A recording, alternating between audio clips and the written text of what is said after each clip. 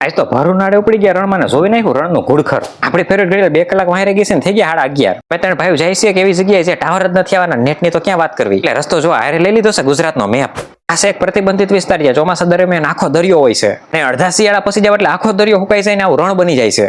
ધમધોકતા તાપમાં અમારે રણની અંદર 35 કિલોમીટર અંદર જવાનું છે. ત્યાં તો અમને દેખાઈ ગયું અહીંના રણનું સ્પેશિયલ પ્રાણી એટલે કે ઘુડખર. રણમાં વસો વસ આવ્યા પછી બધી કોર હરખું જ દેખાતું હતું, ક્યાંય સેવાળો જ નહોતો દેખાતો. એકવાર તો એવું લાગવા માંડ્યું આ ક્યાંક મંગળ ગ્રહની ધરતી ઉપર તો નથી આવી ગયા ને અમે. તો મારી હારે આવેલા બે બંધુઓએ સેલ્ફી લેવાનું ચાલુ કર્યું ને કે બીજાના ફોટા પાડવાના ચાલુ કરી નાખ્યા. આપણે કેમ ના વાહે રેવી, આપણે શાહરુખ ખાન જેવા પોઝ આપવાના ચાલુ કરી નાખ્યા. મંજિલ હજી આગી છે, હાલો જલ્દી આગળ. રણની વચ્ચે થોડોક દરિયા વિસ્તાર આવી ગયો, ત્યાં પાસે હોડી પડી હતી, હોડી ઉપર પોઝ દેવાનું ચાલુ કર્યું, ત્યાં તો કોઈ એડ્રેસ પૂછવા આવી ગયું. ઉડા આ સીધો રસ્તો પૂરો થાય ને એટલે ડામરની પટ્ટી ચાલુ થઈ જાય. ડામરની પટ્ટી ચાલુ થઈ જાય એટલે નિમકનગર આવશે. નિમકનગર પછી કુડા.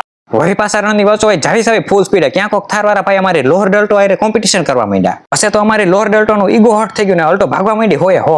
જોતામાં તો થારને થપાટ કરતી થપ્પડ મારીને લોહર ડલ્ટો થઈ ગઈ થારની આગળ. વિદેશથી માણસો જે પક્ષીને અહીંયા જોવા આવતા હોય એ ફ્લેમિંગો પક્ષી એમને અહીંયા જોવા મળી ગયા. રણની વચ્ચો મીઠું પકાવતા આગળિયાના ઝૂંપડા પણ અહીંયા જોવા મળી જાય છે. હાલો ફાઇનલી રણની 35 કિલોમીટર અંદર આવી ગયા છે ને અમે અમારી મંજિલે પહોંચી ગયા હવે. હવે આ કઈ જગ્યા છે આના પછીના વ્લોગમાં કહીશ, તમે આવા નવા વ્લોગ જોવા પેલા ફોલો કરી નાખો.